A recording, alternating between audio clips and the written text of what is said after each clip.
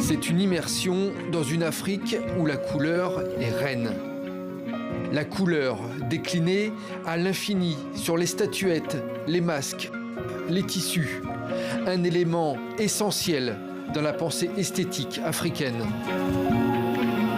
Pourtant, depuis la fin du 19e siècle, la plupart des objets africains visibles en Occident ont été dépouillés de ces accessoires et de ces pigments qui leur donnaient un sens. Il y avait une sorte de défiance vis-à-vis d'objets qui pouvaient être peints parce qu'ils étaient considérés comme étant acculturés, en fait, étant intégrant des éléments qui venaient de l'Occident, donc n'étaient pas authentiques, entre guillemets, au sens où l'authenticité qui était recherchée par les musées ou les ethnologues ou les collectionneurs.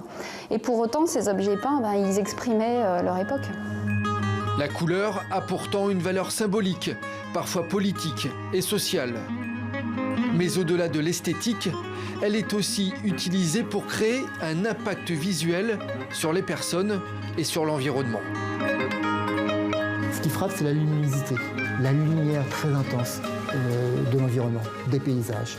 Et pour mettre en avant, pour pouvoir montrer les choses, il faut, dirons-nous, exagérer. C'est-à-dire qu'il faut surenchérir en matière de couleur. Mais en fait, dans les sociétés africaines, on a plutôt conçu la couleur selon plusieurs paramètres, donc la teinte, la saturation, mais également la texture de la surface, l'éclat, mais surtout aussi la brillance. Parce que la brillance, c'est ce qui permet, dans un environnement très lumineux, de ressortir, de rendre présent les choses. Des peintures rupestres aux œuvres contemporaines, les artistes africains n'ont cessé de rechercher et d'utiliser la couleur dans leur création. Sans doute, comme le souligne le peintre congolais Chéri Samba, parce que la couleur, c'est la vie.